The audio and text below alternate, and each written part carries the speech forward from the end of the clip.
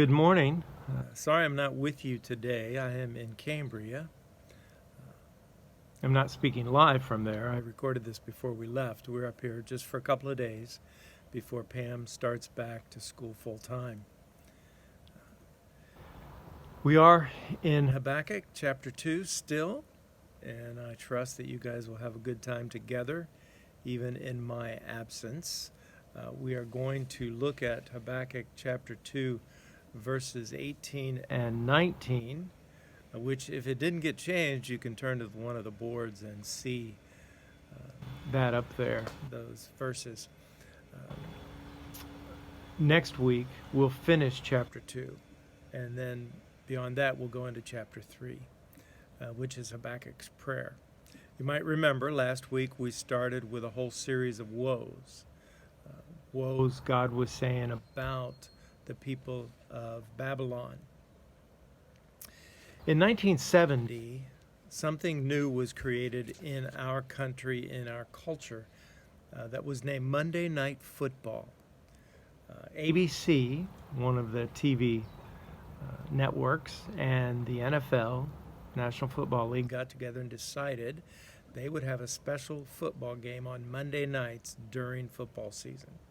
A lot of people thought they were crazy because traditionally football was played on different days. Friday night was for high school football, Saturday afternoon was for college football, and then Sunday afternoon into the evening was for the NFL.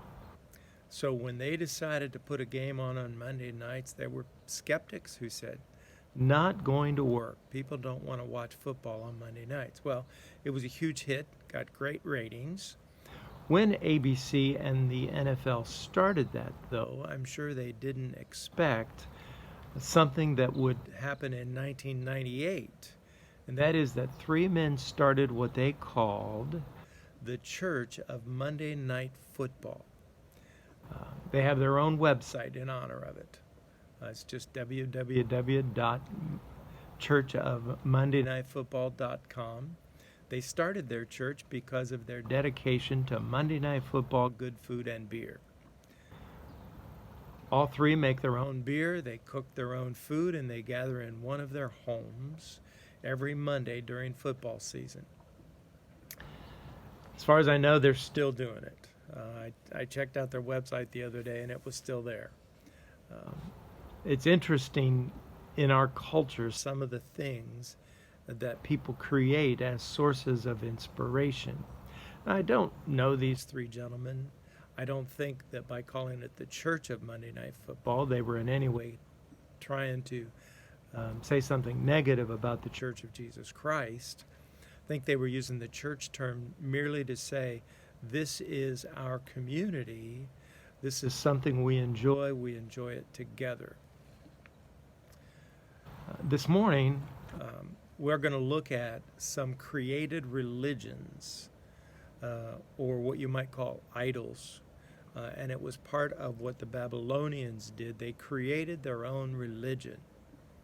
And so in Habakkuk, in verses 18 and 19, that religion is then condemned. In verse 18, of what value is an idol, since a man created it or carved it, or an image that teaches lies? For he who made it trusts in his own creation. He makes idols that cannot speak. Woe to him who says to wood, come to life, or to lifeless stone, wake up. Can it give guidance?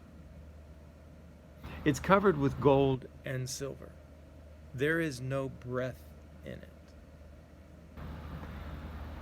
The Bible over and over condemns created religions, and it especially condemns idols. Anytime there's an idol in the Bible, there's condemnation about that. It's one of those things that over and over different cultures have done and it is universally condemned in the Bible. Someone has said that we were created to worship. And so it's no surprise that for those who have decided to usher God out once and for all, there's a constant temptation to replace God with something else. If a person does not worship God, the person will create something to worship. I want you to take just a couple of moments, and I want you to brainstorm together some of the things that you have seen people worship other than God. Now, they're things, they might be things that are in and of themselves are very good, but when undue emphasis is placed upon them, then they become idols and become worship. Frederick Buechner wrote, "Idolatry is the practice of ascribing absolute value to things of relative worth." So I want you to just brainstorm together a little bit. What are some things that you've seen? So I'm going to ask whoever's in charge this morning of showing this video, whether it's Thomas or someone else, to pause the video while you guys brainstorm.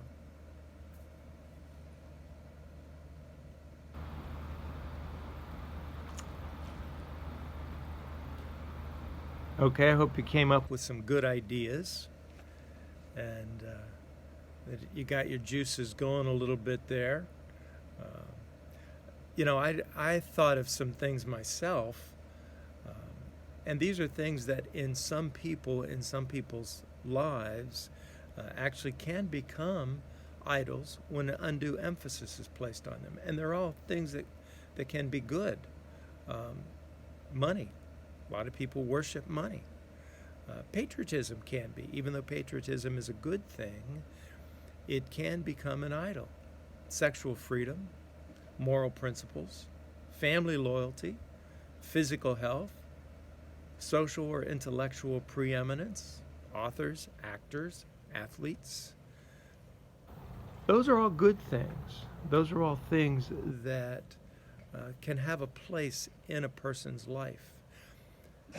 What we need to do is make sure that we don't turn those things into idols, and so that they're in their proper circumstances. When they become idols, they are made into the standard by which all other values are measured, and they become masters. To look to them to justify your life, to save your soul, is folly. They just aren't up to it. Now, the Apostle John, in his first letter, ended it with an interesting phrase. He said, "Dear children, keep yourselves from idols." When he wrote that, he was writing to Christians. And so why in the world would the Apostle John write that caution to Christians? Because we're worshiping God. We worship Jesus. We're imbued with the Holy Spirit. And so why should there be a caution about idols and staying away from idols? Well, the truth is that sometimes we can get a little bit off base and create something into an idol by giving it undue influence. And so I want you to take a couple of more minutes here, and I want you to see if you can brainstorm what are some things that Christians can also turn into idols. And once again, I want you to pause the recording while you guys talk a little bit. And if it takes you a few minutes to start creating some ideas or coming up with some ideas, that's okay. I'll wait. I'm in no hurry.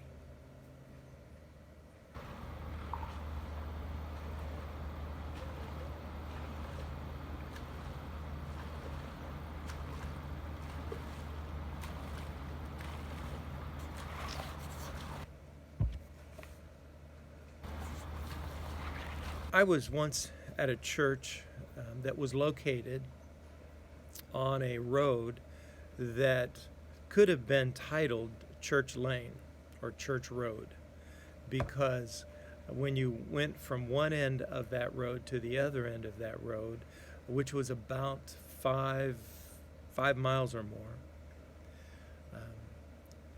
there were about 15 different churches of different denominations. This was in Loveland, Ohio. And when you started at one end, the church I was part of, which was Loveland United Methodist, was the first church you would come to. And then as you went up that road, you'd find a vineyard, you would find a Lutheran church, a Presbyterian church, a Baptist church, and on and on and on. Big Catholic church down at one end. But there was a new building built while I was there that was a Russian Orthodox church. And so one day I had the staff set aside time for us to be together, and I wanted to take them on a tour of other church buildings. I wanted them just to see what buildings looked like, wanted to see behind the scenes in some of the buildings. One of the churches we visited was what was at that time the largest church in the greater Cincinnati area, that was a church of multi-thousands. And they got to see behind the scenes of that church and how their worship services were produced. But this newest building that was built was actually a Russian Orthodox church. And I wanted to see this church and see how their building was so different from ours. And we learned some important things about how that church functioned. One of the things was the people, the congregation, did not sing. They had a choir that sang. But the pastor of that church, the priest, explained to us that the congregation did not sing as part of their worship services. We also found that their services started outside the building. And there were different parts of the building they would then walk into together, and that was part of their worship service. So they started outside, they moved into their entryway, things happened in their entryway, then they moved on into what we would call their sanctuary area. Things happened in that area, then they would all move to another part of the building, and things happened in that part as well. Well, one of the really surprising things, and I'm sorry the sun is coming out, and so it's covering me up a little bit, but in their sanctuary, they had on several walls, lined up on a shelf, things that are called icons. Now, icons have been part of worship in Orthodox churches for many centuries. And icons are simply images that are painted on mostly pieces of wood, sometimes some other materials as well. And the icons represent certain saints from the past. They might represent other images as well. And that's part of their worship. Now, icons have been a big controversy from time to time. In fact, during the Reformation, one of the things that happened in certain countries, icons as well as stained glass windows were destroyed by reformers because they considered it part of idol worship. I don't think I could go that far and say it's idol worship. It does concern me sometimes. I would hate to see people put too much emphasis on a created image, even if it's an image of a biblical scene or an image of a biblical character. And of course, in many of our churches, there are stained glass windows which represent actions in the Bible. And as long as those are there to aid in worship, then I think that's fabulous, because it helps our imagination to visualize the scene that we read about in the Bible. As long as those things don't become the object of worship, because God always needs to be the object of worship and not anything that you or I would create.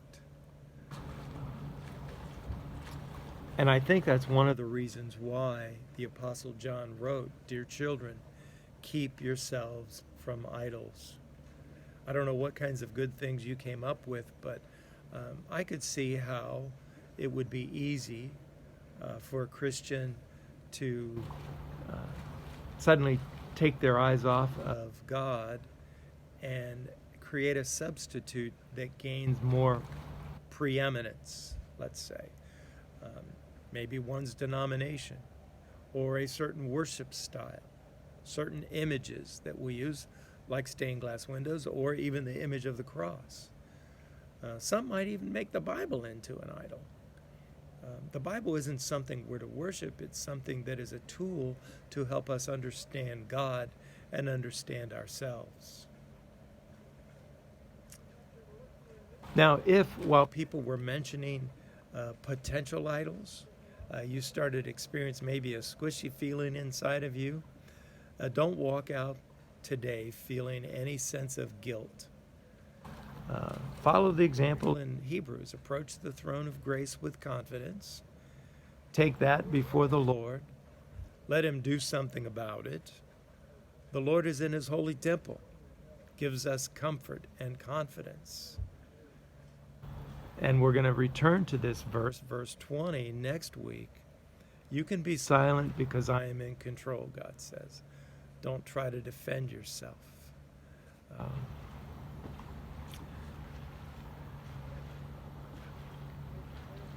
Dear children, keep yourselves from idols. Worship the God who's revealed in the Bible without worshiping any of those things which are aids to worship. Music styles change. Preachers come and go. Even our friends come and go. God remains. God is with us always, always, always. Those created things are not to receive our allegiance.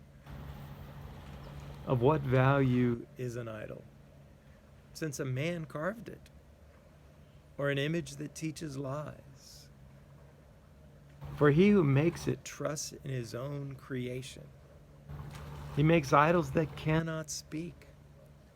Woe to him who says to wood, come to life, or to lifeless stone, wake up. Can it give guidance? No. It's covered with gold and silver. There is no breath in it. God bless all of you. I'll be back on Sunday, and we're going to continue our series in Matthew on Sunday. And then next Thursday, we'll be back to Habakkuk. And so I'll trust you guys to share your prayer requests with one another, and maybe someone will volunteer to pray over those. And I look forward to seeing you when I get back to town. God bless you.